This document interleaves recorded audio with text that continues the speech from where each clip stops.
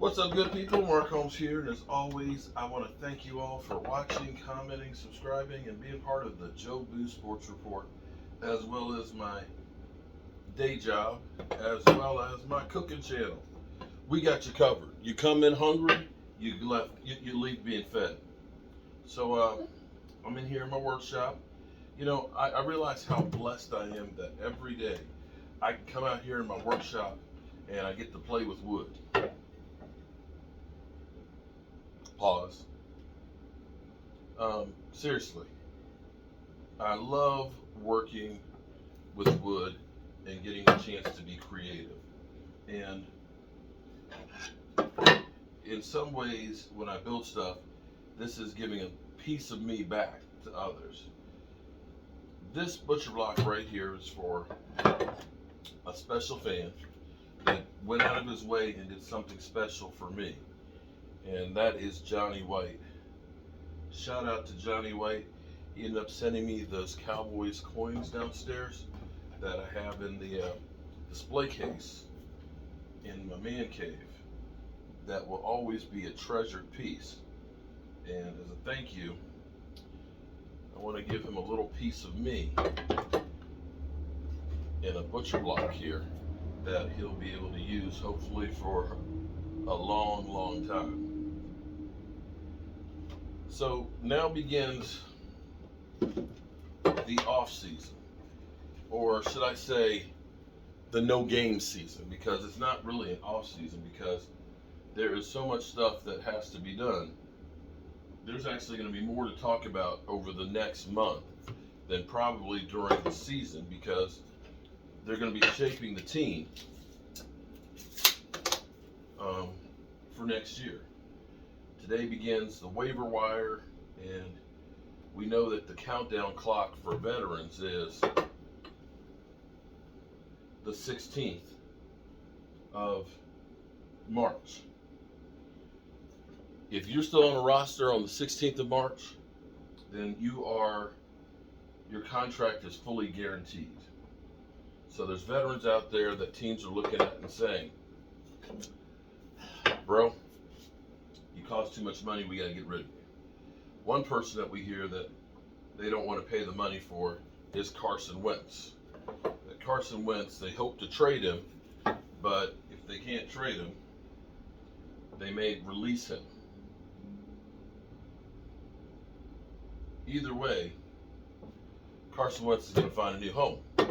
Now, do I think it'll be a problem for Carson Wentz to find a home?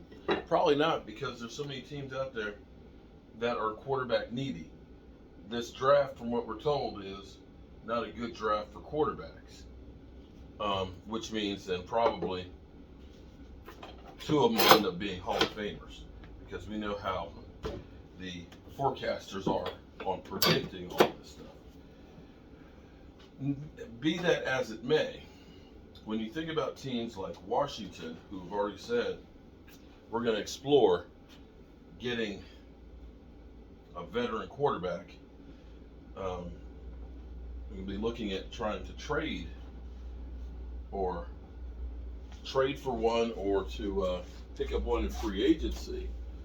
By hook or crook, they know we got to get somebody in here more than what we got right now. If we don't, we're screwed. You must have a quarterback. Funny thing is, hang on for a second.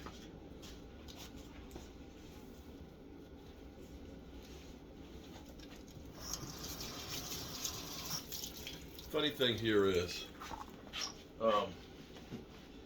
this is the silly season now, because everybody is scrambling for content. And I was reading this article yesterday that Zeke Elliott will return for the Cowboys. Amari Cooper up in the air.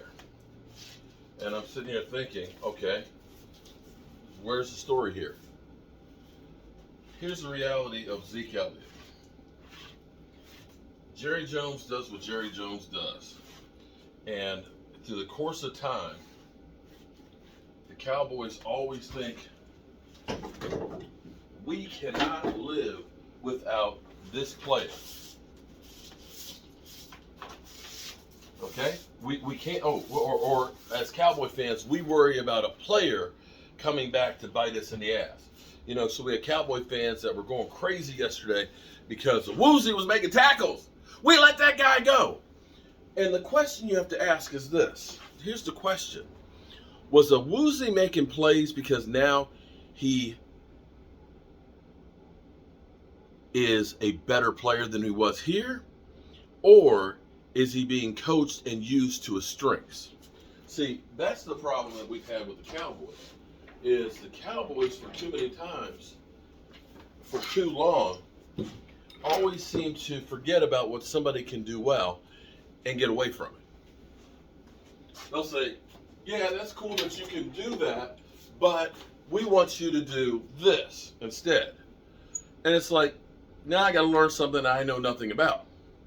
You're better off doing what you know and taking advantage of that.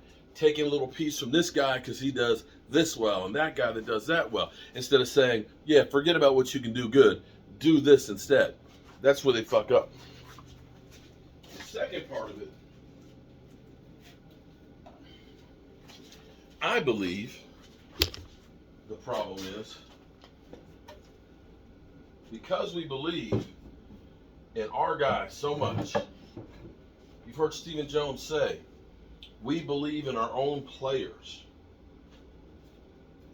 And we're going to stick with signing our own free agents.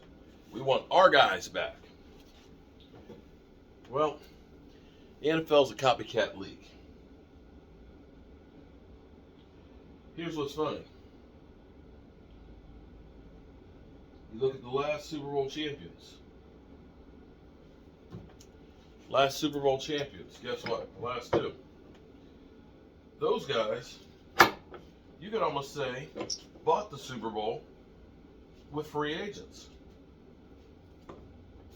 They didn't look around and say, well, we drafted this guy, and he's great, so we can't live without him.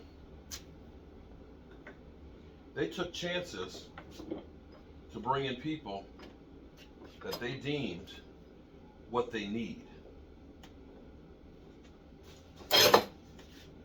And not all the time does it work. The Colts had Phillip Rivers. They brought him in and said, hey, maybe Phillip Rivers is the guy. They actually did pretty good with Phillip Rivers because they made it to the playoffs. Phillip Rivers, though, was getting kind of old. Well, so they thought, I can fix Carson Wentz. The only time he was successful was under me, Frank Wright thought. And we're going to take a chance and we're going to try and get him. We're going to give up a number 3 and a number 1 for Carson Wentz. And we're going to see if that's going to work. They tried it. And apparently it didn't work good enough. And so they realized we got to do something else. So instead of saying we're going to keep trying to make this work, we're going to move on. So this story that said Zeke is returning.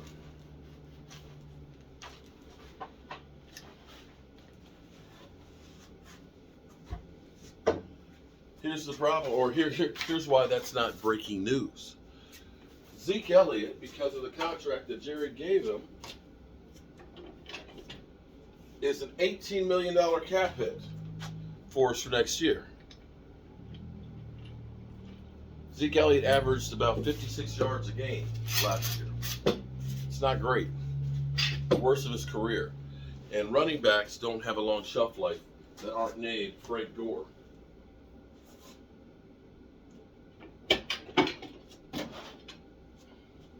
So,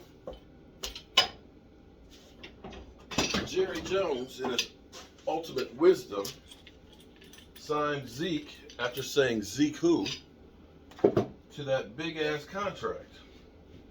And unfortunately, well, you'll say, well, why don't we just cut Zeke? If you cut Zeke, you will get a $30 million cap hit. So you keep Zeke, 18 million. You let Zeke go, it's 30 million. Now you could restructure it, but again, that's just kicking the can down the road. And maybe it would be advantageous to kick the can down the road because there'll be more money later on. And if you go by the philosophy of the Rams that basically said we're all in, damn the torpedoes, full steam ahead, we'll worry about the cap and stuff after we enjoy our Super Bowl. We'll deal with that then. Right now, it's about us winning the big one right now. That's exactly what they did. They won the big one, and now they're not worried. If we got to start all over and get it, hey, at least we can go ahead and hold this trophy. So, the only option for Zeke is you could make him a June 1st cut, which would save you more money this year. The only problem with that is that just reduces the 30 back down to the original 18. So you could play without Zeke and spend $18,000, or you can play with Zeke and still it costs you $18,000. There's no other way to put it with Zeke Elliott. So, you know, when they come out with this article like it's breaking news that Zeke Elliott will return for the Cowboys, unfortunately, there is no other option with Zeke Elliott but to return because of the contract that Jerry Jones made him. It's not breaking news. Amari Cooper, of course, they left that out there. Amari could be cut. Is that really news? I'm going to go out on a limb and say I don't think that Amari will be cut because the Cowboys realize, or actually, I realize, and probably the Cowboys do too, or if they don't, they're idiots. We keep hearing everybody talk about Michael Gallup. Oh, well, the Cowboys will re-sign Michael Gallup. I'm sure they will. But here's the problem. If you're saying we're going to re-sign Michael Gallup and we're going to let go of Amari Cooper, you might be down 2 wide receivers to start the season and probably midway to it. Because perfect scenario would be Michael Gallup would be ready to start the season. That's the best case scenario. But starting the season, coming off an ACL, you think he's going to be 100%? Tristan Hill tore his ACL during the season last year. Took him a year plus before he got back out on the field. That's the case with Michael Gallup. You're not seeing him till the middle of the season. I know there's outliers out there like Adrian Peterson and things like that, but he had a calf injury that lingered for 8 weeks, 9 weeks. I'm not looking and saying that, yeah, I can count on Michael Gallup from day one to be our starting wide receiver. Just can't. So, that's where we are. Some players over the next couple of days are going to be cut from teams. Big name players with big contracts that'll be looking for a home. Anybody in the market for Carson Wentz? Washington, you need a guy. I'm Mark Holmes, and well, I appreciate y'all. I've got work to do out here, and I love every minute of it. Peace.